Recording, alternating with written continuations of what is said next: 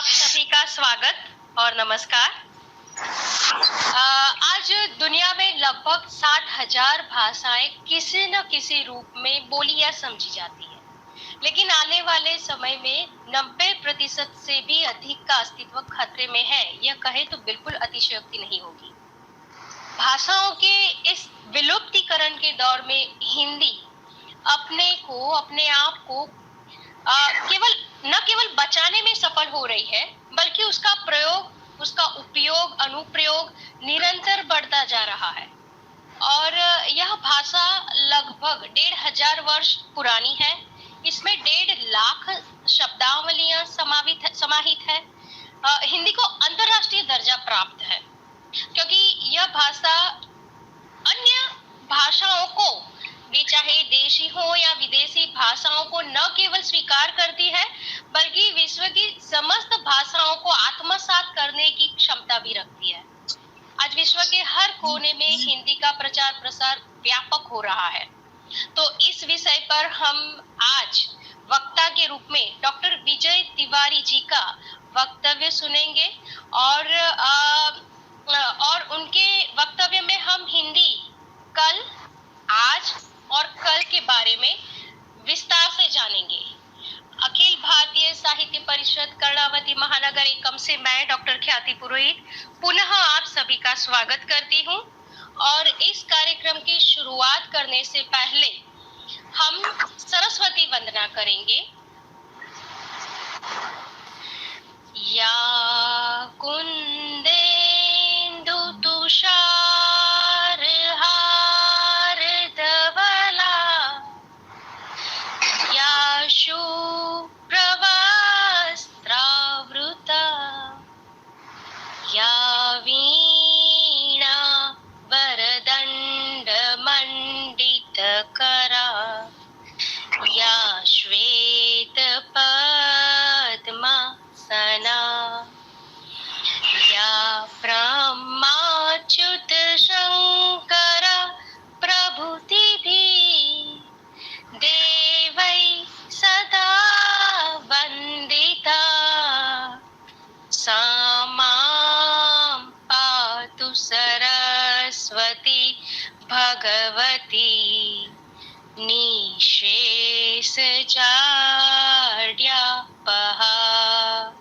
निःशेषजाड्यापहा।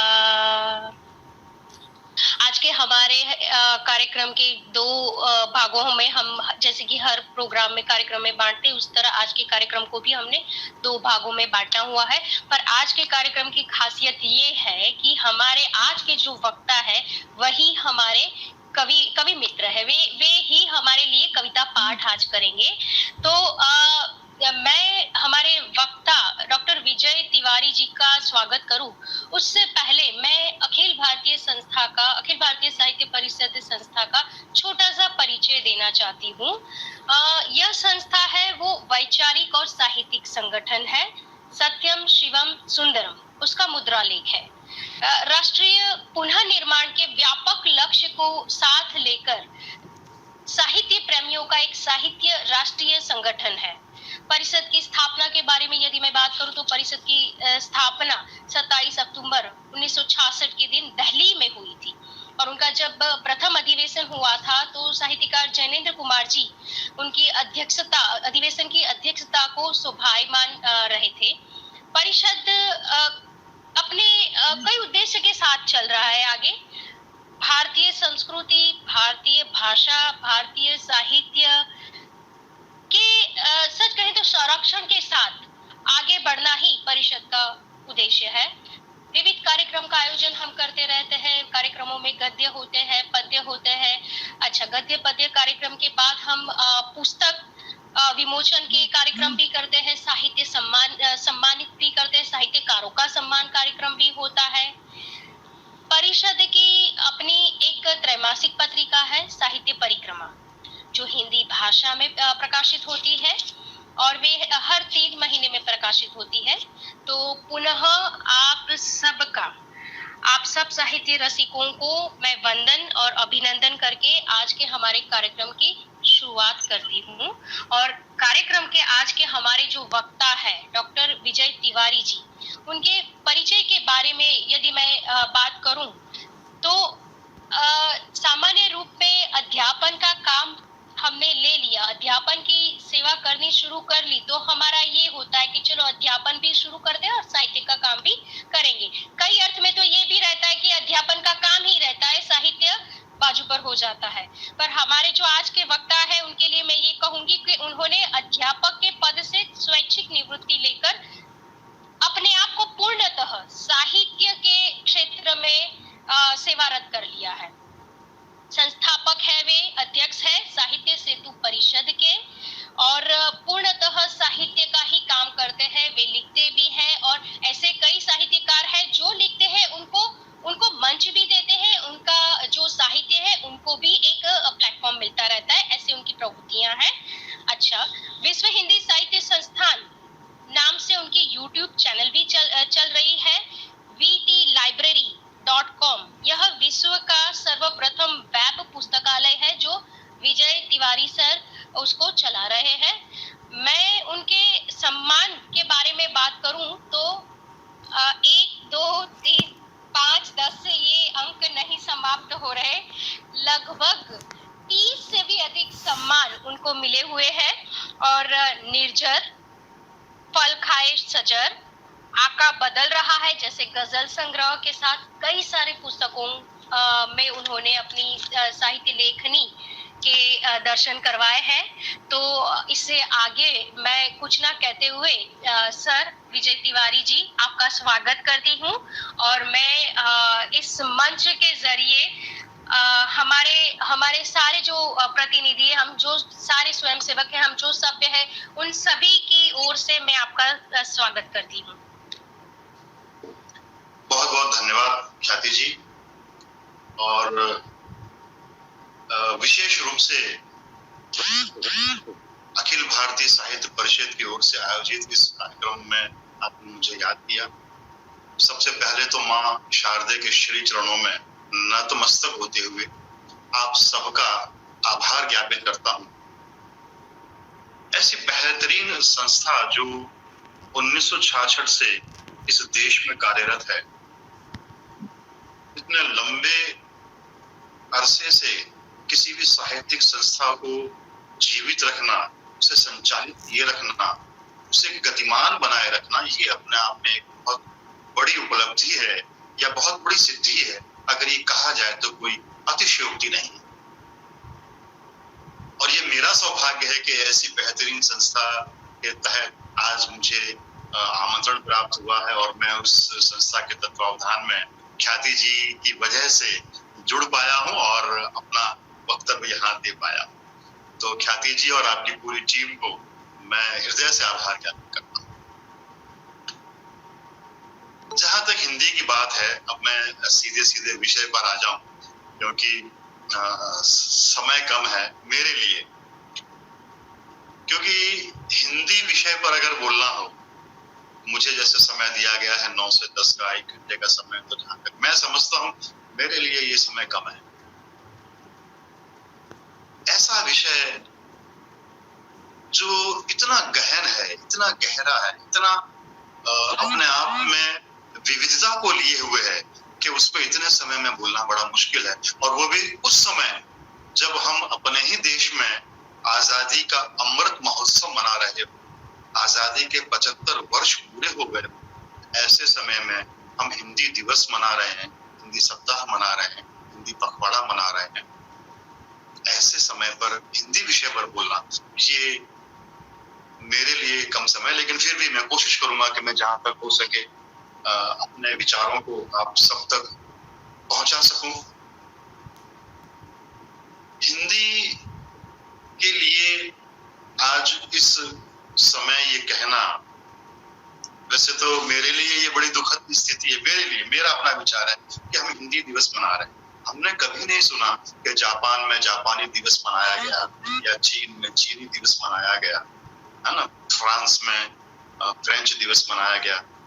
आजादी के 75 वर्ष के बाद भी हमें अपने ही देश में हिंदी दिवस मनाना पड़ रहा है। इससे बड़ी दयनीय स्थिति और क्या हो सकती। हालांकि आज उम्मीदें खुली हैं, संभावनाएं जगी है। 2014 के बाद से, जब से हमारे देश के प्रधानमंत्री आदरणीय मोदी जी बने, तब से बहुत सारी संभावनाएं जगी। हमें अब ये उम्मीद है कि हिंदी को वो स्थान निश्चित रूप से प्राप्त होगा जिसकी वो हकदार है, जिसकी उसे जरूरत है, जो उसे मिलना चाहिए। हिंदी की दयनीय स्थिति का सबसे बड़ा कारण हम भारतीय ही हैं और कोई नहीं है। हमारे मन में छोटी छोटी बातों को बैठा दिया गया है। और हिंदी सिर्फ आज के समय की मांग है ऐसा नहीं है।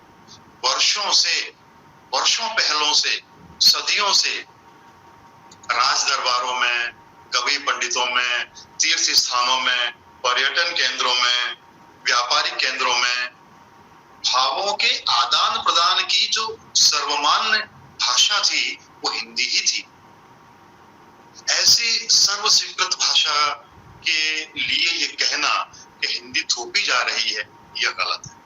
हिंदी किसी पर थोपने का प्रश्न ही नहीं। हिंदी तो अपने आप में सर्वस्वीकृत भाषा है। यह भाषा किसी एक क्षेत्र की भाषा नहीं है।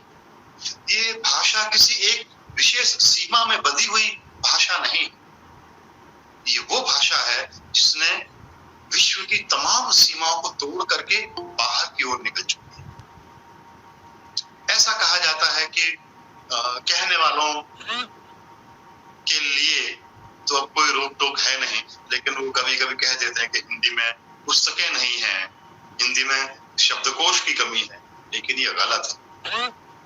हिंदी में शब्दकोश की कमी का होना ये तो सरासर गलत है, क्योंकि हिंदी ही नहीं, भारत देश की जितनी भी भाषाएं हैं, लगभग सभी भाषाएं संस्कृत से अवतरित हुई हैं, संस्कृत से ही निष्पासित हुई हैं ये सारी भाषाएं।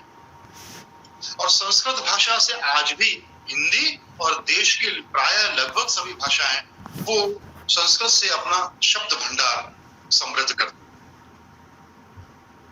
संस्कृत से जिन भाषाओं का शब्द भंडार बनता हो, हिंदी है, गुजराती है या अन्य भाषाएं हैं, उनकी शब्द संख्या के बारे में मैं आपको बताऊंगा तो आप चौंक पड़ेंगे। संस्कृत में 1700 धातुएं हैं, 80 उपसर्ग हैं और 20 प्रत्यय हैं। संस्कृत के बड़े विद्वान यहाँ उपस्थित हैं, डॉक्टर धनंजय जी, वो अगर सुन रहे हो तो मेरी बात का समर्थन कर देंगे कि संस्कृत में 1700 धातुएं हैं और 80 उपसर्ग हैं और 20 प्रत्यय। अब आप गुणा कर दीजिए, 1700 गुणे 80 गुणे 20, कुल संख्या बनती है 27,20,000। ये तो वो शब्द संख्या है जो संस्कृत भाषा से सीधी सीधी उतरी है। इसके अलावा कई शब्द ऐसे हैं जो दो अन्य शब्दों के योग से बनते हैं, जो सामासिक शब्दों के योग से बनते हैं। इस हिसाब से हमारी शब्द संख्या हिंदी भाषा की, गुजराती भाषा की या उन तमाम भाषाओं की शब्द संख्या जो संस्कृत से उतर रही है वो तो लाखों में पहुंचती है। तथाकथित आंग्ल भाषा यानी कि अंग्रेजी भाषा का जो बिल्कुल नया शब्दकोश है, बिल्कुल नवीनतम शब्दकोश जो है, जो ऑक्सफोर्ड यूनिवर्सिटी का है, उसकी शब्द संख्या 5 लाख 6 लाख से अधिक नहीं, और उसमें से भी अधिकतम 1 से 1.5 लाख शब्द ही इस्तेमाल होते हैं, इससे ज्यादा शब्द इस्तेमाल नहीं होते। जबकि हमारी भाषा की शब्द संख्या लाखों तक है। इसके बावजूद हमारे मन में ये बैठा दिया गया है कि सारे काम हमें अंग्रेजी में करना चाहिए। हिंदी दिवस मना लेने से, हिंदी सप्ताह मना लेने से, हिंदी पखवाड़ा मना लेने से हिंदी प्रस्थापित हो जाएगी अपने आसन पर, उसे वो सम्मान प्राप्त हो जाएगा, यह गलत है। मैं ऐसे कई लोगों को जानता हूं जो बड़ी शान से कहते हैं I love Hindi, I love Hindustani. तो भाई ये आई लव बोलने की भी जरूरत क्या है? मैं पिछले 35 वर्षों से साहित्य साधना कर रहा हूँ, साहित्य रत हूँ। कई एक हिंदी अधिकारियों से मेरा परिचय है, अब तो शायद वो निवृत्त भी हो गए होंगे। मैंने बहुत से हिंदी अधिकारी देखे हैं, उनकी ऑफिस में गया हूँ, उनके कार्यालय में गया हूँ, उनके साथ बैठा हूँ। तो मैंने ऐसे कई हिंदी अधिकारी देखे हैं कि उनकी टेबल पर आई हुई फाइल पर वो अंग्रेजी में टिप्पणी लिख रहे हैं, अंग्रेजी में नोट लिख रहे हैं। वो व्यक्ति जो हिंदी की रोजी रोटी खा रहा है, जिस हिंदी की वजह से उसका अपना परिवार पल रहा है, उसके अपने बच्चे पोस रहे हैं, बड़े हो रहे हैं, समृद्ध हो रहे हैं, उसी भाषा का वो अपने ही कलम से तिरस्कार कर रहा है। इससे बड़ी दुर्दशा और क्या हो सकती है। हम सरकार से और सरकारी तंत्र से ये अनुरोध करते हैं, और अब तो हमें विशेष रूप से उम्मीद है, हमारे गुजरात से ही गए हैं मोदी जी, और हम तो ये इस बात के बड़े कायल हैं कि मोदी जी ऐसे साहसिक और ऐतिहासिक निर्णय लेने में अव्वल हैं, इसमें कोई दो राय नहीं। हम इस मंच से विशेष रूप से उनसे निवेदन करते हैं कि उन्होंने अभी तक जितने भी साहसिक और ऐतिहासिक निर्णय लिए, उनमें एक निर्णय ये भी जोड़ दें कि वो हिंदी को राष्ट्रभाषा घोषित कर दें, हिंदी को राजभाषा घोषित कर दें।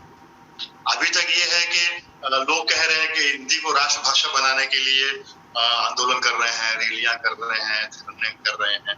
सारी बात ठीक है, लेकिन होना भी चाहिए। बिना इसके तो वहां तक आवाज हमारी पहुंचेगी कैसे? पहुंचानी चाहिए इस आवाज को। ये कहा जाता है कि राजभाषा हिंदी है, हिंदी राजभाषा है, लेकिन शायद ये भी नहीं। राजभाषा का अर्थ होता है वह भाषा जिस भाषा में प्रशासन का सारा कामकाज, लेकिन कहाँ हो रहा है? आज भी अंग्रेजी बदस्तूर बनी हुई है, वैसी की वैसी बनी हुई है। सैकड़ों वर्षों की गुलामी के कारण हमारा मन जो है वो आज भी गुलामी से मुक्त नहीं पाया है। हमारे मन में कहीं ये बैठा दिया गया है कि जितने भी छोटे छोटे काम हैं वो सारे अंग्रेजी में करने चाहिए। अन्य व्यक्ति या जो आम व्यक्ति हैं उनसे तो क्या अपेक्षा रखें, लेकिन जो हिंदी अधिकारी हैं, जो बड़े उच्च पद पर आसीन हैं, बड़े ओहदों पर हैं, जो किसी विद्यालय में शिक्षक के पद पर हैं, अध्यापक के पद पर हैं, वे भी अपना पत्र शीर्ष अंग्रेजी में छपवाते हैं। वे भी अपने घर के दरवाजे पर नाम पट अंग्रेजी में लिखते हैं। वे भी अपना कार्ड जो है वो अंग्रेजी में छपवाते हैं। ये जो मानसिकता है वो हटनी चाहिए। हमारे अपने भीतर से ये बात जागनी चाहिए कि हिंदी ही श्रेष्ठ है, और है हिंदी। हिंदी में जितनी वैज्ञानिकता है अन्य किसी भाषा में नहीं है, ये सब स्वीकृत है। हिंदी भाषा में जितनी वैज्ञानिकता है अन्य किसी भाषा में इतनी वैज्ञानिकता है। हिंदी जिस तरह से लिखी जाती है उसी तरह से पढ़ी भी जाती है, उसी तरह से बोली भी जाती है, और ये वैज्ञानिकता अन्य भाषाओं में नहीं है।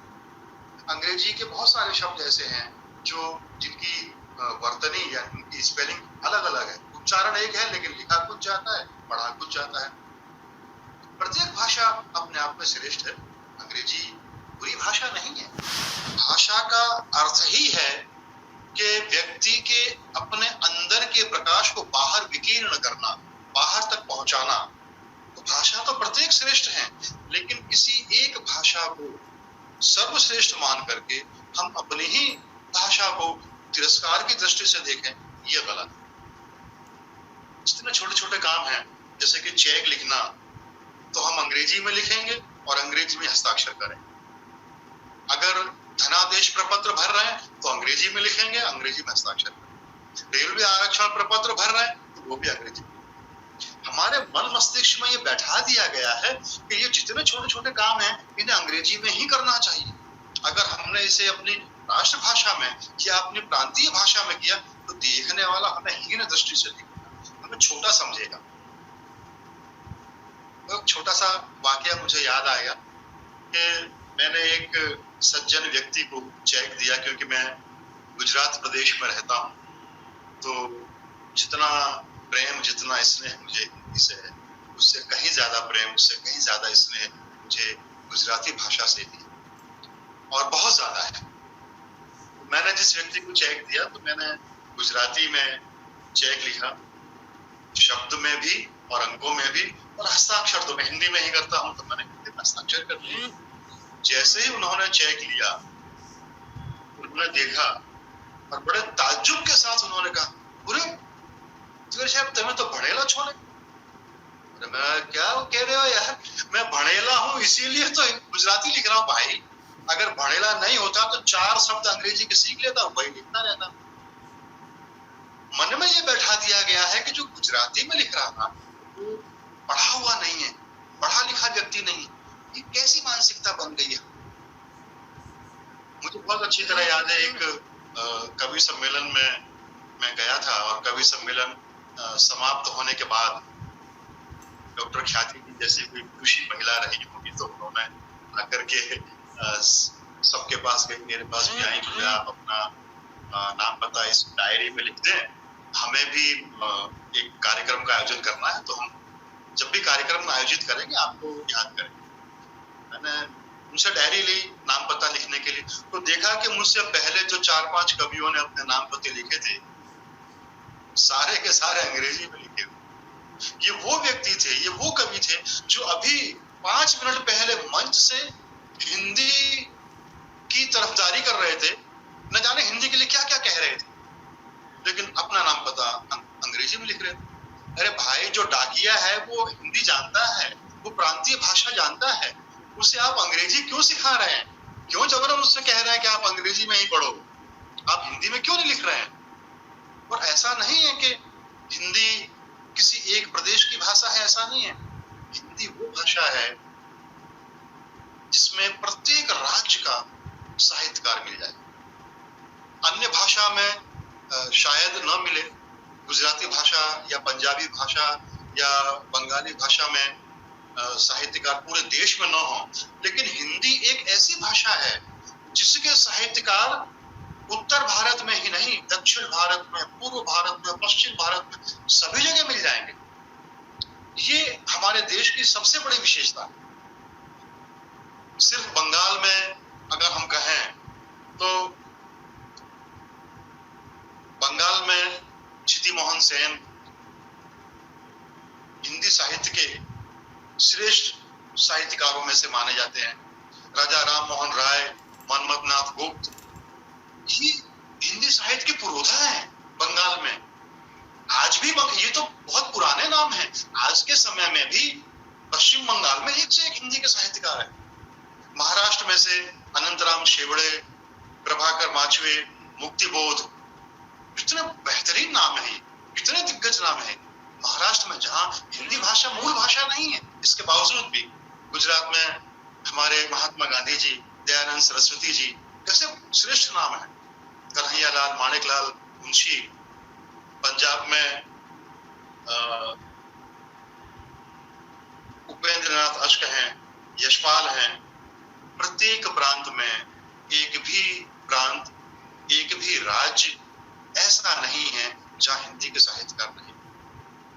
हमारे मन में यह बैठा दिया गया। राष्ट्रपिता महात्मा गांधी कहते थे कि राष्ट्रभाषा के बिना राष्ट्र भूखा है। तो वही स्थिति आज भी है कि हमारा राष्ट्र भूखा न रहे। आदरणीय मोदी जी से फिर मैं इस मंच से निवेदन करना चाहूंगा कि आप हमारे इस देश के प्रथम व्यक्ति हैं, प्रतिनिधि हैं। जहां जाते हैं तो वहां आप हिंदी में बोलते हैं। ये हमारे लिए बड़े गौरव की बात है कि हमारा देश का विदेशों में जाकर के, लोक संघ में जाकर के हाँ हिंदी में बोलते हैं। लेकिन आपसे निवेदन है कि हिंदी को राष्ट्रभाषा बनाने के लिए भी आप कुछ करें, क्योंकि साहसिक और ऐतिहासिक निर्णय लेने में आप बहुत आगे हैं। इसलिए ये जरूरी भी है। ये कहना पड़ता है कि कई बार चीजें ऐसी बन जाती हैं, जैसे कि राष्ट्रपिता महात्मा गांधी ने कहा था कि अभी हमारा देश जो है वो राष्ट्रभाषा के बिना भूखा है। तो मैंने सच से ही लिखी थी तो मुझे अपना एक दोहा याद आ गया कि बोल नहीं सकता अभी, गूंगा है यह देश। बोल नहीं सकता अभी, गूंगा है यह देश, भाषा इसकी है नहीं और नहीं है देश। जब तक हमारे देश की भाषा नहीं होगी, हम कैसे कह सकते हैं अपने देश के विषय में हमारी मातृभाषा है, प्रांतीय भाषा है। इसलिए ये जरूरी है कि हमारी अपनी राष्ट्रभाषा भी हो। बहुत सारी चीजें हमारी हिंदी भाषा की, वैज्ञानिकता की, जो सर्वमान्य है। गैलिक एक भाषा है। मैं आपको बताऊं, मैंने बहुत समय पहले एक लेख लिखा था जिसमें इस्राइल नाम का जो एक देश है, उस देश की जो भाषा है वो गैलिक भाषा थी और वहां के नेता थे ईमेन डी वेलेरो। जैसा कि सब लोगों को विदित है कि अंग्रेजों ने या इंग्लैंड ने कई एक देशों पर शासन किया, उसमें से इस्राइल भी एक देश था और इस्राइल की जो मातृभाषा थी वो हिब्रू थी। कई वर्षों तक वहां पर विदेशी शासन का प्रभाव होने के कारण हिब्रू लगभग समाप्त सी हो गई थी। इस्राइल जब स्वतंत्र हुआ, आजाद हुआ, तो वहां के जो नेता थे ईमेन डी वेलेरो, वो ये चाहते थे कि मेरी अपनी भाषा, जो इस देश की भाषा है, जो इस देश की मातृभाषा है, वो किसी तरह से प्रस्थापित हो, वो किसी तरह से यहाँ पर राजभाषा या राष्ट्रभाषा के रूप में आए। उन्होंने बहुत कोशिश की, लेकिन लगभग वो भाषा मृतप्राय हो गई थी। बड़ी मुश्किल से एक मोची मिला जो गैलिक बोलता था।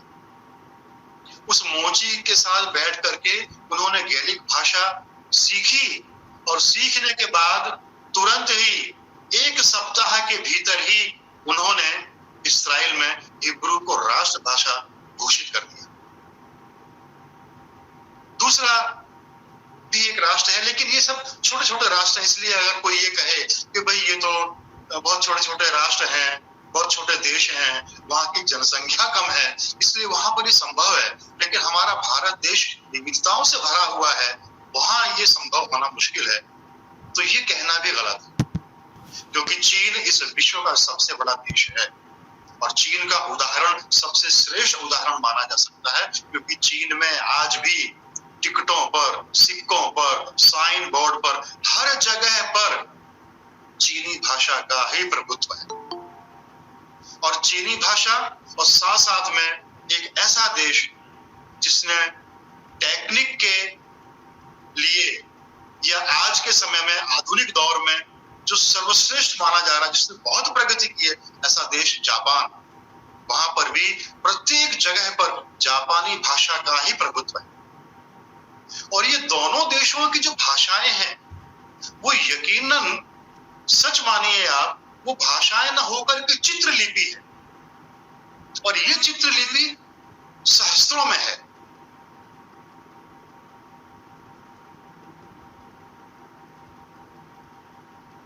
क्या जी, बीच में पानी तो पी सकता हूं ना।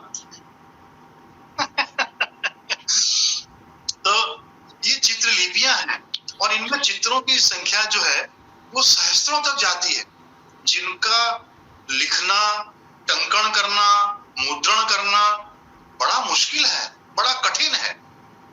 लेकिन जिस देश में स्वाभिमानी लोग रहते हैं, जिस देश के नागरिकों को यश की चिंता हो, जिस देश के नागरिकों को अपने देश के सम्मान की चिंता हो, वहां पर इस तरह की मुश्किलें आसान हो जाती हैं। इस तरह की मुश्किलें कोई मायने नहीं रखती, इस तरह की मुश्किलें बिल्कुल निरस्त हो जाती हैं। और जिस देश में म्रियमाण व्यक्ति रहते हैं, मृतप्राय व्यक्ति रहते हैं, उनके लिए सिद्धांत बन जाता है कि सब चलता है, सब चलता है। तो ये जब सब चलता है कि जब तक मानसिकता रहेगी तब तक कुछ भी संभव नहीं होता है। और जब सब चलना ही था तो स्वतंत्रता आंदोलन की आवश्यकता क्या थी भाई? ये भी चलता रहता, इसी तरह से सब चलता था तो ये भी चलता रहता। लेकिन सब चलता की मानसिकता हटानी पड़ेगी, निश्चित हटानी पड़ेगी, तभी हम कुछ कर पाएंगे। इस देश में ऐसे ऐसे क्रांतिकारी लोग हुए हैं जिन्होंने हिंदी भाषा के लिए सब कुछ दांव पर लगा दिया। नेताजी ने, हमारे भगत सिंह जी ने, महात्मा गांधी ने, सरदार वल्लभ भाई पटेल ने, दयानंद सरस्वती ने, और इस देश के जितने भी क्रांतिकारी हुए हैं, स्वतंत्रता आंदोलन में सबसे महत्वपूर्ण भूमिका यदि किसी भाषा ने निभाई है तो वो हिंदी भाषा है। और उस हिंदी भाषा को भी, देखिए मुझे एक बात याद आ गई, मुझे पहले से मालूम था, लेकिन क्योंकि आज मेरा वक्तव्य था इसलिए कल शनिवार को 17 तारीख को मैंने फोन करके पूरी तरह से जांच पड़ताल कर ली। उसके बाद आज पूरी जिम्मेदारी से, पूरी जवाबदारी से बात ये कह रहा हूं कि लोगों का ये कहना गलत है कि दक्षिण भारत में हिंदी का विरोध, सरासर गलत है। दक्षिण भारत में हिंदी का विरोध कतई नहीं। आज के समय में, वर्तमान समय में, बिल्कुल आज के समय में कक्षा 5 से कक्षा 10 तक हिंदी अनिवार्य भाषा के रूप में पढ़ाई जाती है। आज अभी कक्षा 5 से कक्षा 10 तक हिंदी अनिवार्य भाषा के रूप में पढ़ाई जाती है। ये विरोध जो है वो तथा कथित कुछ राजनैतिक व्यक्तियों के द्वारा पैदा किया गया सिर्फ एक षड्यंत्र है, नाटक है, इससे ज्यादा और कुछ भी नहीं। वह देश, क्षमा करें, वह राज्य जो पूरी तरह से साक्षर बना हुआ है, वह राज्य जहां पर साक्षरता का प्रमाण पूरे भारत में सबसे अधिक है। 2 साल पहले ही मैं केरल गया था। मैं आपको बताऊं वहां के लोग कितने नियम का पालन करने वाले और कितने श्रेष्ठ व्यक्ति। हम कहीं से लौट रहे थे दर्शन करके और रास्ते में एक बड़ा सा सर्कल आया था, 4 रास्ता आया था, जहां पर हमारी जो साइड है वो बंद थी, लाल बत्ती थी, तो ड्राइवर ने गाड़ी रोक दी। मैंने ड्राइवर से कहा, मतलब भैया कोई है ही नहीं, पूरा रोड खुला पड़ा हुआ है, निकल लो। अरे बोले नहीं साहब, वो अभी अपनी साइड चालू नहीं है ना, तो अपने नहीं जा सकते। मैंने भैया नहीं जा सकते, लेकिन कोई नहीं है ना, रास्ता खुला हुआ है, चले चलो। नहीं जा सकते, खड़े रहो। हम खड़े रहे, कोई नहीं जाने वाला था। जहां से हरी बत्ती थी वहां से कोई था ही नहीं आने वाला। पूरी रोड खाली पड़ी थी, पूरी सड़क खाली पड़ी थी, लेकिन उस ड्राइवर ने गाड़ी 1 इंच आगे नहीं बढ़ाई। जब तक हमारी साइड शुरू नहीं हुई, हम 5 मिनट लगातार वहां खड़े रहे, उसके बाद ही गाड़ी चली। और कई 4 रास्तों पर मैंने देखा, कई जगह पर देखा कि वहां पर कोई पुलिस वाला नहीं है, कोई ट्रैफिक वाला नहीं है, वो गाड़ी अपने आप खड़ी कर देते हैं, पूरा ट्रैफिक स्वयं नियंत्रित है। इसीलिए जब तक भाषा का प्रश्न है, चाहे वो हिंदी का प्रश्न हो, किसी नियम का प्रश्न हो, किसी कानून का प्रश्न हो, जब तक मन से नहीं होगा, जब तक भीतर से बात नहीं निकलेगी, जब तक हम स्वीकार नहीं करेंगे, तब तक ये संभव नहीं है कि हिंदी अपना स्थान प्राप्त करे। हमारे भीतर से होना चाहिए। ये सारे काम हमें अपने प्रांतीय भाषा में करें, हम अपनी राष्ट्रभाषा में करें। हम अगर गुजरात में रहते हैं तो हमें अपना लिटरेचर गुजराती में छपवाएं, हिंदी में छपवाएं, सारा काम गुजराती में करें, हिंदी में करें। लेकिन ये नहीं हो रहा है, ये नहीं हो रहा है, इसीलिए ये सारी समस्या। ये काम होना ही चाहिए। और हिंदी के लिए हम हमेशा से उदाहरण देते हैं विदेशों का। एक बिल्कुल सत्य घटना आपको बता रहा हूं, आज से 415 वर्ष पहले की 1807 में, ईस्वी सन 1807 में थॉमस रोचक भारत आया था। तब यहाँ पर अंग्रेजों का शासन था। एक अंग्रेज अपने अन्य अंग्रेज मित्र को पत्र लिख रहा है। थॉमस रोचक ने गिलक्रिस्ट को 1807 में पत्र लिखा था और उसने लिखा था कि मैं कश्मीर से कन्याकुमारी तक और बंगाल से सिंध के मुहाने तक इस विश्वास के साथ में यात्रा कर सकता हूं कि मुझे हिंदुस्तानी बोलने वाला व्यक्ति मिल ही जाएगा और मुझे परेशानी नहीं होगी। उस समय हिंदी का इतना प्रचार था कि हिंदी बोलने वाला, हिंदुस्तानी बोलने वाला व्यक्ति मिल जाता था। आज नहीं मिलेगा। आज संभावना कम हो गई है। आजादी के 75 वर्ष के बाद भी हमें इस बात पर बहस करनी पड़ रही है कि हम राष्ट्रभाषा हिंदी को बनाएं, कैसे बनाएं। जब देश आजाद हुआ तब की स्थिति हो सकता है अलग हुई होगी, और उन्होंने ये नियम बना दिया कि जब तक हिंदी को सभी राज्य स्वीकार न कर लें, या जब तक हिंदी में पुस्तकें और शब्दकोश भंडार पूरी तरह से न हो जाए, तब तक अंग्रेजी के साथ साथ में हिंदी भी कार्यरत रहेगी। और इसकी समयावधि 15 वर्ष तय कर दी गई। संविधान में ये स्पष्ट रूप से लिखा गया था कि 15 वर्ष तक अंग्रेजी के साथ हिंदी का पालन भी बदस्तूर होता रहेगा। लेकिन अगर इतना भी होता तब भी गनीमत थी। 15 वर्ष के बाद में हिंदी को वही स्थान प्राप्त हो जाता जिसकी वो अधिकारी थी, लेकिन वो हो नहीं पाया। किसी न किसी तरह से बहाने बना करके, किसी न किसी तरह से राजनीतिक स्टंट खड़ा करके ये उस काम को बढ़ाते रहे और ये खिंचता चला गया। लेकिन ये होना नहीं चाहिए। ख्याति जी, मैं समझता हूँ कि मुझे बीच बीच में कुछ अपनी रचनाएं भी सुना देनी चाहिए, नहीं तो फिर समय खत्म हो जाएगा। और जरूर जरूर क्योंकि ये कहा जाता है कि हम सच कड़वा होता है। मुझे अपनी 2 पंक्तियां याद आ गई, एक दोहा याद आ गया है। लोग ये कहते हैं कि सच कड़वा होता है, लेकिन मेरा ऐसा मानना है कि सच कभी कड़वा हो ही नहीं सकता। क्योंकि सच अगर कड़वा है तो वो सच नहीं, वो सच कैसे हो सकता है। इसलिए 2 पंक्तियां सुने, एक दोहा मैंने जो लिखा था कि सच कड़वा होता नहीं, यह मिस्री की जात। सच कड़वा होता नहीं, यह मिस्री की जात। स्वाद झूठ का ही चखा, बस इतनी सी बात। स्वाद झूठ का ही चखा, बस इतनी सी बात। हकीकत यह है कि हम लोग शराबी हो गए हैं ना, तो हमें दूध अच्छा नहीं लग रहा है। हम शराबी को अगर दूध दो तो वो पिएगा ही नहीं, बोले तो बहुत कड़वा है दूध। हकीकत यह है कि सच तो सच है, वो कभी गलत नहीं हो सकता। इसीलिए अगर हम ये कह दें कि हिंदी का शिक्षक है, उसे तनख्वाह हिंदी की मिल रही है और उसी तनख्वाह से वो अपने बच्चे को अंग्रेजी माध्यम में पढ़ा रहा है, तो इससे बड़ा दुर्भाग्य, इससे बड़ा मजाक, इससे बड़ी हंसी और क्या हो सकती है। हिंदी अधिकारी तनख्वाह लेकर के अपने बच्चों को अगर अंग्रेजी माध्यम से पढ़ा रहा है तो ये बहुत गलत है।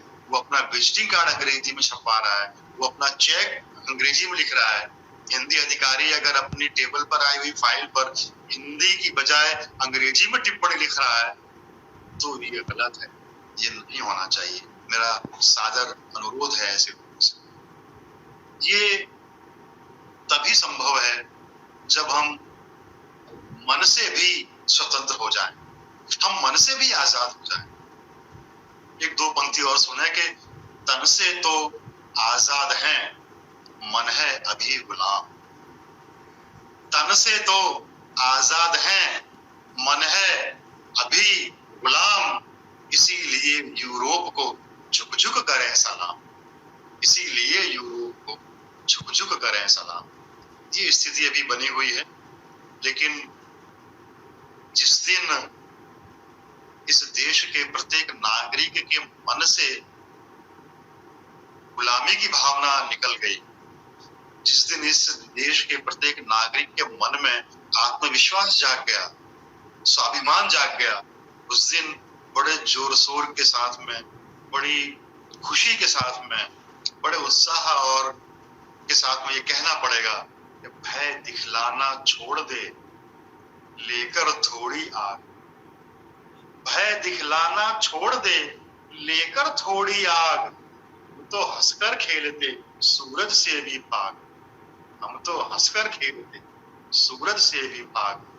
लेकिन ये संभव तब है जब हम कुछ नई चीजें करने को तत्पर हो जाएं और हमारे मन में ये बात जाग जाए कि नहीं, अंग्रेजी की जगह हम हिंदी को प्रोत्साहित करें और हिंदी हमारी राष्ट्रभाषा है, हिंदी हमारी मातृभाषा।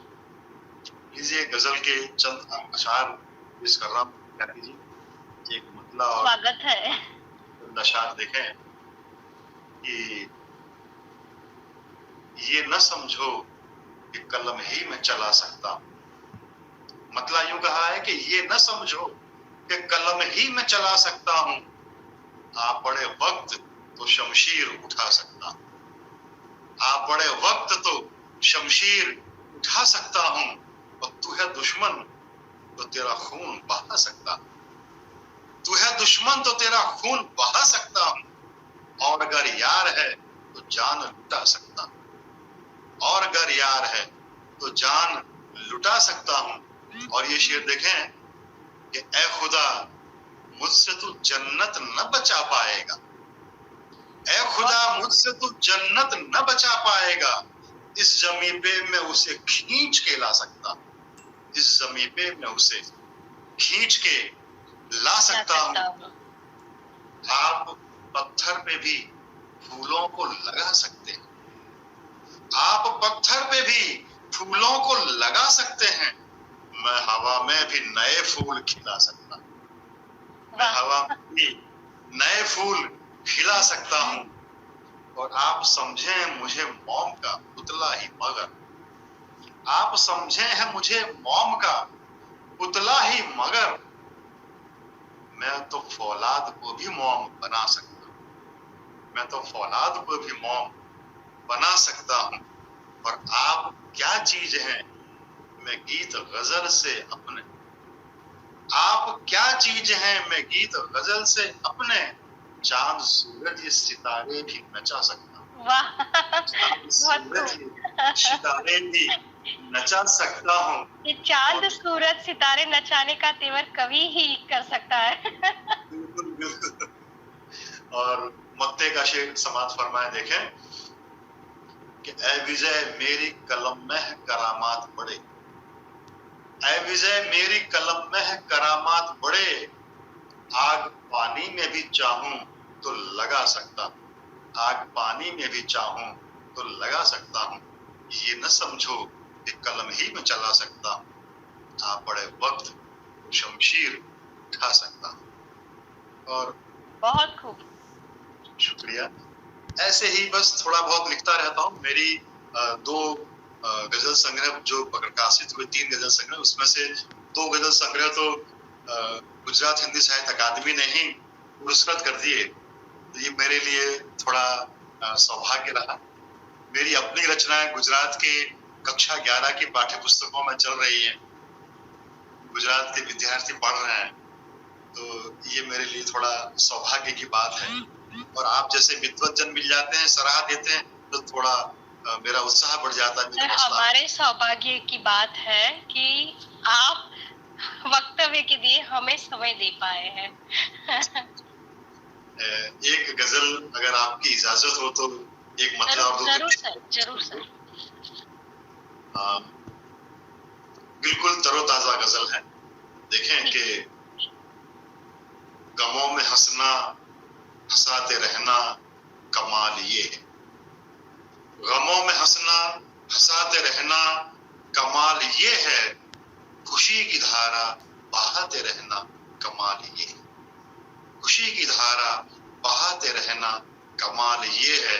और शेर देखें, गजब की आंधी है झूठ की और दिया ये सच का, गजब की आंधी है झूठ की और दिया ये सच का, मुझे अगर तो जलाते रहना कमाल ये है, मुझे अगर तो जलाते रहना कमाल ये है।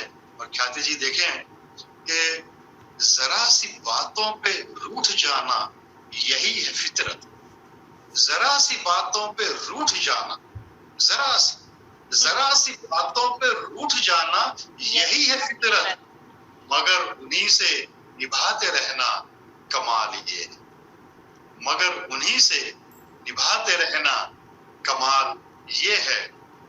और खिजा की रुत में सजर ये सूखे ये जर्द पत्ते, खिजा की रुत में सजर ये सूखे ये जर्द पत्ते, चमन को फिर भी सजाते रहना कमाल ये है, सजर को फिर भी सजाते रहना, चमन को फिर भी सजाते रहना कमाल ये है। और अंतिम शेर इसका समाप्त करना है कि कभी भी आपस में ना लड़ो तुम वो कह रहे, कभी भी आपस में ना लड़ो तुम, वो कह रहे हैं, मगर तुम्ही को लड़ाते रहना कमाल ये है।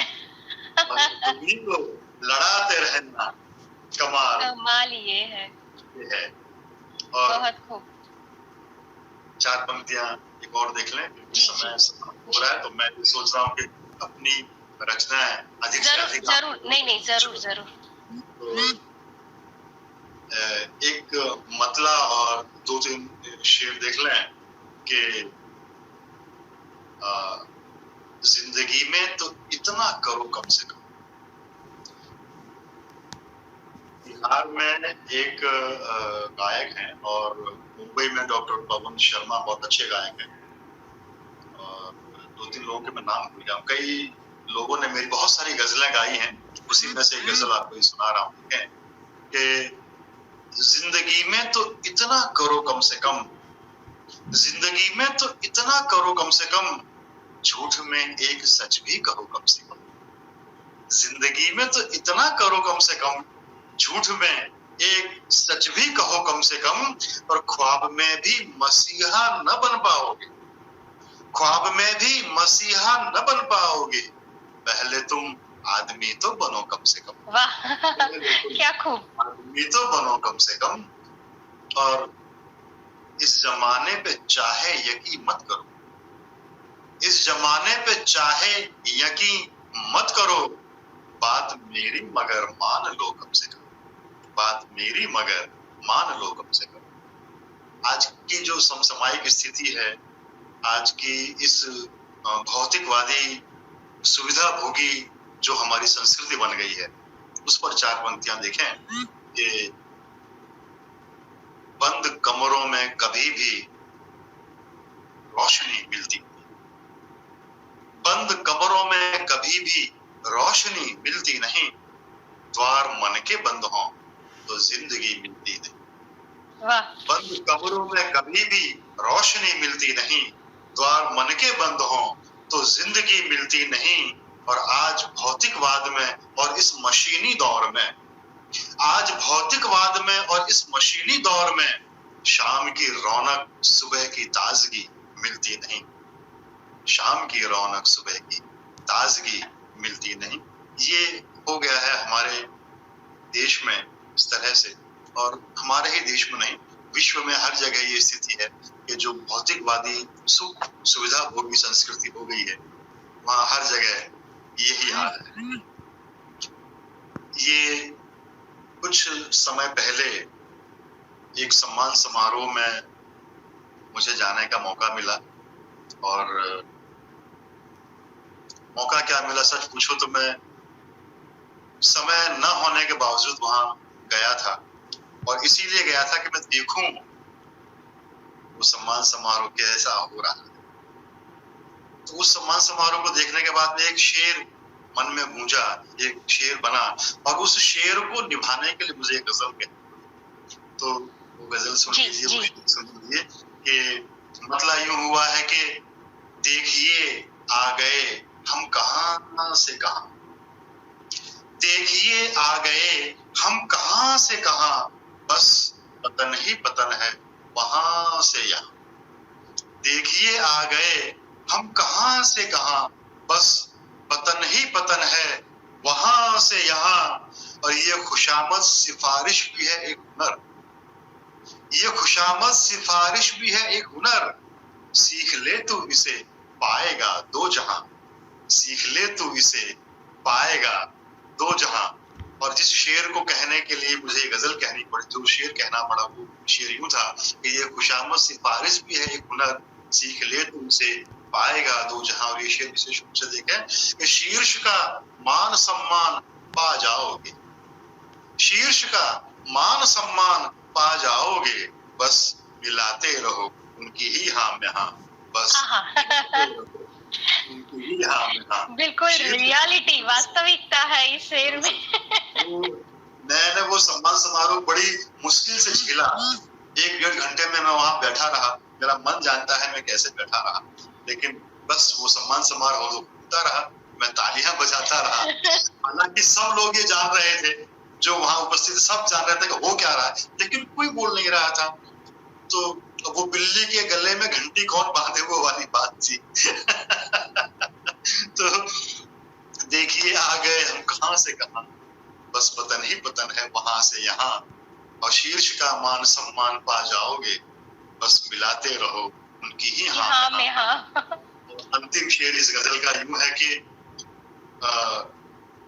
वर्षों चलता अपने ही धुन में वर्षों चला रात, अपने ही धुन में वर्षों चला रात दिन, मुड़ के देखा तो पाया जहां का तहां, मुड़ के देखा तो पाया जहां का तहां। ऐसी स्थिति सम्मान समारोहों की हो गई। सही सही। तो ये है, कहने को तो बहुत कुछ है, और 35 वर्षों से मैं साहित्य में हूँ, और अभी समय हो गया है और मेरा भी समय हो गया है। तो एक बार फिर आभार ज्ञापन करता हूँ अखिल भारतीय साहित्य परिषद ने मुझे ये जो मौका दिया, इसके लिए मैं यकीनन आप सबका आभारी हूँ।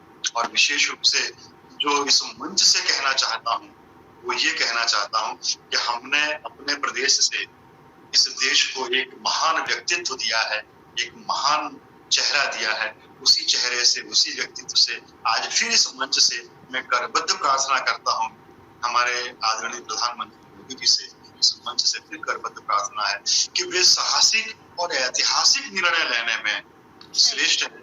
तो फिर से उनसे निवेदन है कि वो एक और ऐसा ही साहसिक और ऐतिहासिक निर्णय लें और हिंदी को राष्ट्रभाषा के पद पर गौरव के साथ में उसे आरूढ़ करें। बहुत बहुत धन्यवाद, बहुत बहुत शुक्रिया, धन्यवाद। ख्याति जी, आपका विशेष रूप से धन्यवाद। जी जी जी विजय तिवारी जी, विजय जी आपने जो कहा कि हमारे जो मोदी जी है, जी जी कुछ कहना चाहते हैं, शायद कुछ कहना चाहते हैं। हाँ हाँ हाँ, धनंजय जी बताइए। आप आपका माइक अनम्यूट करना पड़ेगा। हाँ, मैं थोड़ा गुस्ताखी कर रहा हूँ, बिना अनुमति प्रवेश कर रहा हूँ बोलने के लिए। मुझे 2 मिनट टाइम मिलेगा क्या? जरूर जरूर। क्योंकि आज मुझे खुशी भी है, दुख भी है। दुख क्यों नहीं बोलूंगा, खुशी यही है कि जैसे 2 लीटर दूध को गर्म कर करके हम 250 ग्राम क्रीम मिलता है या घी मिलता है। आज ऑडियंस बहुत कम है, लेकिन ये कम में ज्यादा मधुरता है। तो सही वक्त पर समय के बाद भी जुड़ते हैं, बहुत कम जुड़ते हैं, योजक हो श्रोता हो। लेकिन आज जो है सब क्रीमी है, कोई सादा पानी वाले दूध नहीं है, सब मक्खन वाले श्रोता। मैं सबको आभार व्यक्त करता हूँ। और 2-3 लाइन खाली बोलूंगा। जैसे बोले अभी, जहां ना पहुंचे रवि वहां ही पहुंचे कवि। तो कवि का जो व्यथा, कवि के मन में जो व्यथा, इसको सिर्फ कवि जाने, और कवि के माध्यम से, काव्य के थ्रू, काव्य के माध्यम से जग जाहिर होता है। एक श्लोक है राजा के लिए। आज मैं विजय जी को राजा के पोजीशन पर बैठा के बात करूंगा। एक छोटा सा श्लोक है। क्षमी दाता गुणग्राही पुण्य बले न लभ्यते, निरंकारी राजा सेव कबीर विद्वान सुदुर्लभ। जो राजा है वो क्षमा देने में माहिर हो, दाता भी हो, दूसरे के गुण को ग्रहण करने के लिए लायकियत रखता हो। ये बहुत पुण्य से मिलता है नागरिकों को। साधारण राजा है वो। लेकिन जो राजा के ऊपर महाराजा होता है वो अहंकार शून्य हो और कवि और विद्वान दोनों गुण को साथ में रखे। अभी हमारे हिंदी पखवाड़ा में, हिंदी सप्ताह में ख्याति जी के मेहनत से, जयमल साहब के मेहनत से, संस्था की तरफ से 2 व्यक्ति आते हैं, एक कवि के रूप में, एक विद्वान के रूप में। तो हमारे पास प्रथम पर्याय में विद्वान भी यही है और द्वितीय पर्याय में गजल के माध्यम से कवि भी है। तो कवि विद्वान ये सुदुर्लभ है। राजा तो दुर्लभ है, लेकिन कवि विद्वान व्यक्तित्व सुदुर्लभ होते हैं। और हिंदी के बारे में जो बोला गया, एक शब्द है जगरनॉट, इंग्लिश डिक्शनरी में जगरनॉट। जगरनॉट माने जो कभी रुका नहीं, कभी रुकेगा नहीं। तो ये शब्द भी हिंदी से आया है, पूरी जगन्नाथ के रथ के नाम से। जगन्नाथ का रथ जिस प्रकार आगे बढ़ता रहता है, पीछे नहीं आएगा। मैं 8 साल पुरी में रहा। बहुत बड़ा रास्ता है, ग्रांड रोड कहते हैं, बड़ा डांडा कहते हैं। रथ एक बार घर से निकला मौसी के घर, रास्ते में यदि बिल्डिंग में लगेगा वो बिल्डिंग को तोड़ा जाएगा, रथ को पीछे नहीं किया जाता है। ये विधि है, ये परंपरा है। बिल्डिंग हो, इसीलिए पुरी में ड्रेनेज नहीं है, डिवाइडर नहीं है, इलेक्ट्रिक का पुल, खंबे नहीं है। बड़े बड़े बिल्डिंग में यदि लग जाता है तो बिल्डिंग को बुलडोजर लगा के तोड़ा जाएगा 2-3 दिन में, फिर रथ आगे चलेगा। इसको कहते जगन्नाथ। तो उसी के शब्दों को लेके अंग्रेजी डिक्शनरी में जगन्नाथ आ गया। बड़ा पाव शब्द भी अंग्रेजी डिक्शनरी में आ गया। हजूर, बड़ा पाव, हाँ जी, ये कुछ शब्द आ गए जो हिंदी भाषा को और भारत को, भारतीयता को प्राधान्य देते हैं। और एक इंटरनेशनल योगा डे, इसी में बहुत कोशिश किया गया कि इंटरनेशनल मेडिटेशन डे किया जाए, लेकिन मोदी साहब की कृपा से मेडिटेशन शब्द नहीं आया। हमारे भारतीय परंपरा को, योगा शब्द को पूरे विश्व मानचित्र में रखा गया। वो भी हिंदी शब्द है, संस्कृत शब्द है। और हिंदी शब्द की खासियत के बारे में शुरुआत में विजय जी बोले 17,000 धातु है, प्रातिपदिक शब्द है, 80 उपसर्ग है, प्रत्यय है। सही बात है। हिंदी शब्दकोश में जो शब्द है, मैं एक एग्जाम्पल दूं, शब्दकोश से, अमर कोश से, इसमें माँ एक अक्षर है, अम्बा अथवा माता 2 अक्षर है, जननी 3 अक्षर है।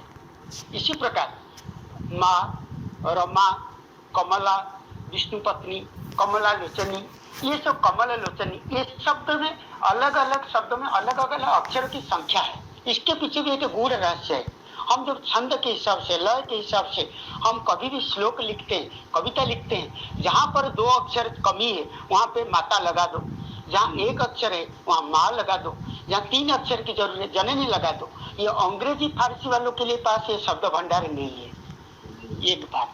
दूसरी बात है हाँ, भारतनाट्यम। भारतनाट्यम में भारत शब्द भी भाव, राग और ताल, ये तीनों का मिश्रण से भारत बनता है। ये बात को भी शायद दुनिया में सब नहीं जानते होंगे। इसी प्रकार आप बेली डांस करें, हिप हॉप डांस करें, सनेट लिखें, ये शब्द के पीछे कोई रहस्य नहीं है, जबकि हिंदी और भारतीय प्रांतीय भाषा में शब्द है। शंकर शब्द को लीजिए। शंकर शब्द को संस्कृत में कहते सम करोति इति शंकर। सम माने शुभम, कम अलंकरोति इति कमलम। कम माने पानी, एक एक अक्षर में, 2 अक्षर में, संयुक्त अक्षर में, 2.5 अक्षर में एक एक अलग अलग शब्द का जो अर्थ निकलता है, ये सिर्फ हम भारतीयों का देन है। तो इसको विश्व में फैलाना चाहिए। राष्ट्रीय नागरिक सर्वेक्षण चल रहा है गूगल मीट में, ये गूगल फॉर्म में। आप लोग जब भी उसमें भरेंगे भाषा क्या है, तो आप भरिए मेरी भाषा हिंदी, ताकि भारतीय जनगणना 2021 से 2031 तक सेंसेक्स काउंटिंग में हिंदी भाषा का प्राधान्य बढ़ाना है। तो हमको नेशनल सिटीजन सर्वे का गूगल फॉर्म भरते समय अपनी भाषा हिंदी यदि लिखें, ये संसद तक पहुंचेगा, न्यायालय तक पहुंचेगा, नेता लोगों के पास पहुंचेगा, ताकि हिंदी का सुधार हो। और सरकारी IAS IPS ऑफिसर धीरे धीरे सुधर रहे हैं। वो लोग भी अपने बच्चों को सरकारी हिंदी माध्यम में पढ़ा रहे हैं।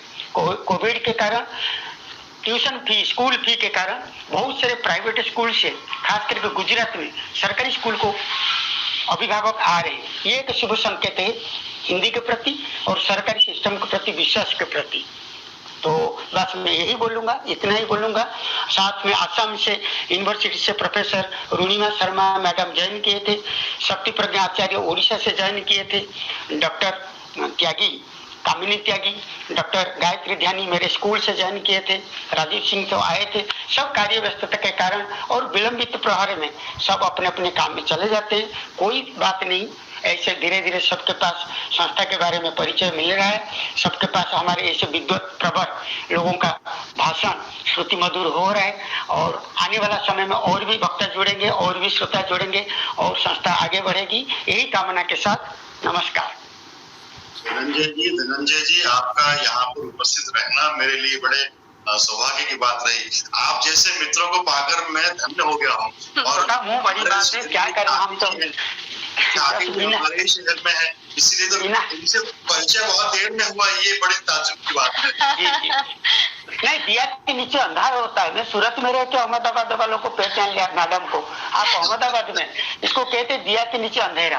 वाकई में इतने, मैं पूरे देश में जाकर के सेमिनार करता हूँ, पूरे देश में मैं कभी सम्मेलन और मुशायरे करता हूँ, और अपने ही शहर के इतनी विदुषी महिला से मैं परिचित नहीं हो पाया, तो मेरे लिए बड़े सौभाग्य की बात नहीं हो पाई।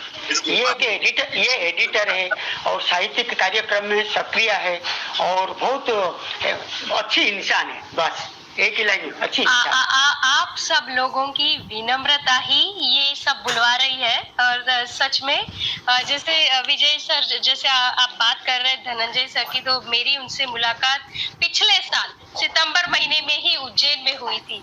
और ये मुलाकात इतनी अच्छी बढ़ी कि मैं उनके कभी प्रोग्राम में जुड़ती हूँ कम, पर वे मेरे प्रोग्राम में लगभग जितने समय मिले जुड़ पाते हैं।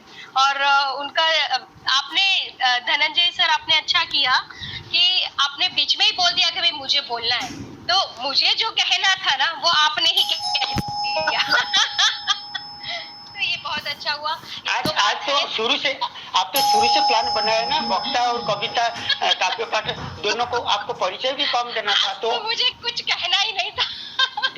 और इसका एक कारण ये भी था कि हमारी टीम में जो जयमल भाई है, फिर जो वर्षा बहन है, वो अमृत भाई है, वे आज के कार्यक्रम के लिए नहीं जुड़ पाए। जयमल भाई कुछ समय के लिए जुड़े फिर चले गए, क्योंकि उनके वो जो पारिवारिक कुछ कार्यक्रम थे उसके कारण वे नहीं जुड़ पाए। वर्षा बहन अगेन उनका जो स्वास्थ्य है वो थोड़ा सा लड़खड़ा गया है, इसलिए वे नहीं जुड़ पाए। अमृत भाई का भी उनकी 2 हितरी का जन्मदिन है, इसलिए नहीं जुड़ पाए। अच्छा। तो आज तो मुझे अकेले संभालना था, और ये हुआ कि अकेले संभाला और विजय जी आप वक्ता और कवि के रूप में आ गए, तो मेरा आधा काम पूरा और आधा जो बचा था धनंजय जी ने कर दिया। नहीं, मैं तो जस्ट ऐसे अनधिकार प्रवेश कर लिया, अनधिकार प्रवेश किया था। नहीं। एक बात मुझे और याद आ गई, मैं आप सब लोगों से निवेदन कर दूं, ये तो हमारे मित्र हैं, धनंजय जी का ये प्रेम है, स्नेह है, इसलिए ये मुझसे कहते रहते हैं, लेकिन आप सबसे भी कहते हो कि भाई मैं डॉक्टर नहीं हूँ, मैं मात्र विजय तिवारी हूँ। डॉक्टर मुझे मत कहा करें, मैं डॉक्टर हूँ नहीं। डॉक्टर का एक्चुअली अर्थ होता है निष्णात। डॉक्टर का अर्थ निष्णात। यहाँ विद्या वारिधि, विद्या वाचस्पति या पीएचडी वो डॉक्टर नहीं है। डॉक्टर का सामान्य अर्थ है जो प्रैक्टिस कर सके। तो आप अपनी फील्ड में प्रैक्टिस कर रहे हैं, तो आप डॉक्टर से कम नहीं है। सही। आपका स्नेह है।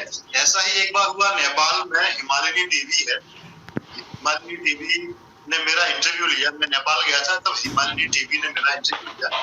हाँ, मैं न्यूज को छापा था, नेपाल का न्यूज को मेरे पेपर में मैं बनाया था, आपको याद होगा। तो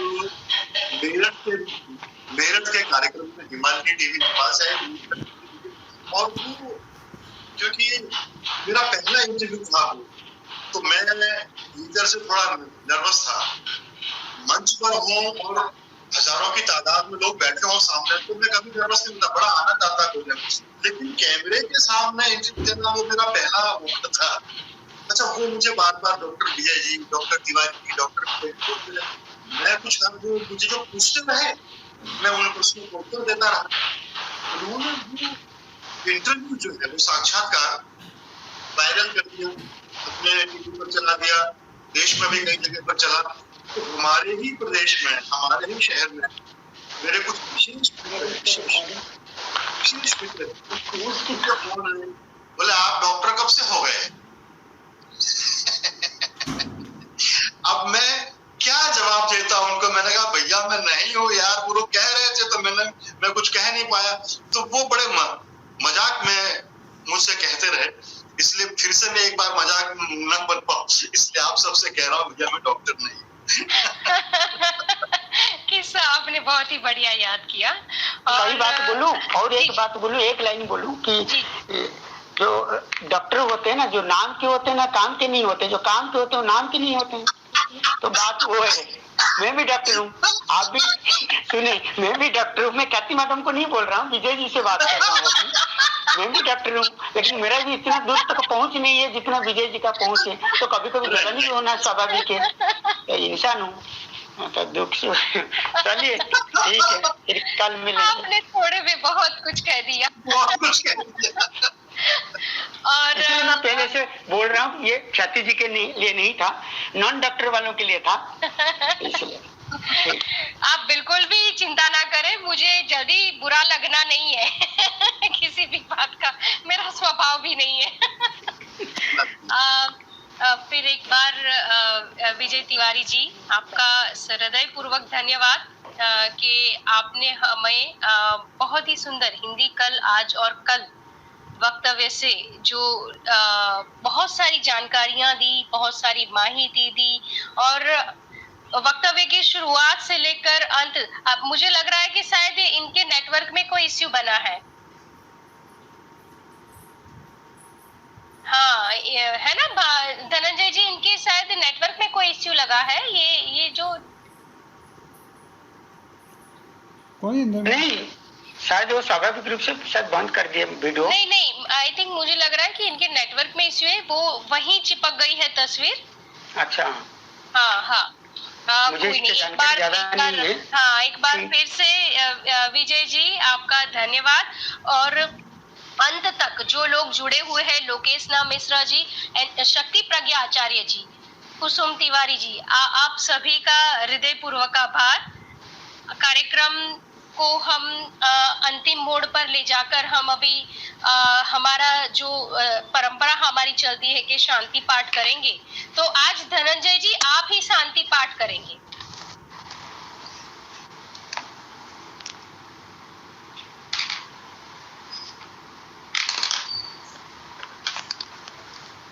धनंजय जी।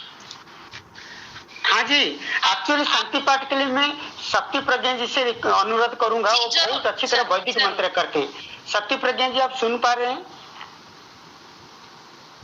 शक्ति प्रज्ञा जी, हाँ जी, जय जगन्नाथ। आप थोड़ा वैदिक मंत्र के साथ ये शांति पाठ प्लीज कीजिए। हमारा उत्कलीय परंपरा को थोड़ा उजागर कीजिए, द्वारका पीठ तक पहुंचाइए। एक शंकराचार्य ओम वंदे,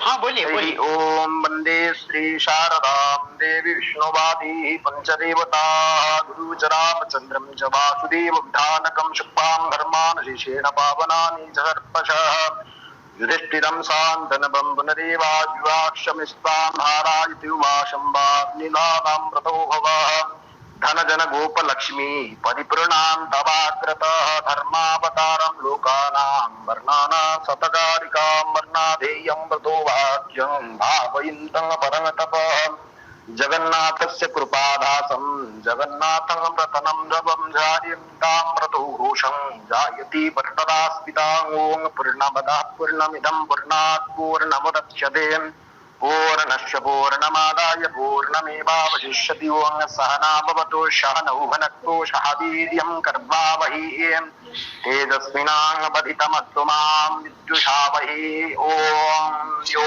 शान्तिरन्तरिक्षं शान्ति पृथिवी शान्तिरापः शान्तिरोषधाय शान्तिः वनस्पतय शान्ति शान्तिरेव शान्तिः। सर्वे भवन्तु सुखिनः, सर्वे सन्तु निरामया, सर्वे भद्राणि पश्यन्तु मां कश्चित् दुःखभाग् भवेत्। ओम शान्तिः शान्तिः शान्तिः। सर्वेभ्यो नमो नमः। धन्यवाद शक्ति प्रज्ञा जी। धन्यवाद। ये बहुत अच्छी तरह चल रहा है, क्योंकि ओडिशा के जगन्नाथ धाम से स्वाति जी, ये ओडिशा का जगन्नाथ धाम से एक शंकराचार्य पीठ से लेकर सोमनाथ हमारा द्वारका पीठ तक पूरा पूर्व से पश्चिम कवर कर लिए। शांति पाठ से जगत का कल्याण हो। और आपसे मैं सीखा, जिस प्रकार एक ही परिचय में दो बार एक ही वक्ता का परिचय दे दिया, आपका काम हल्का था। मैं भी तुरंत शांति पाठ भी किसके ऊपर चढ़ा दिया, मैं भी चुपचाप सुनता रहा। तो धन्यवाद, शुभ रात्रि। मुझे लग रहा है धनंजय जी आपको भी ना व्यंग लेखन करना चाहिए।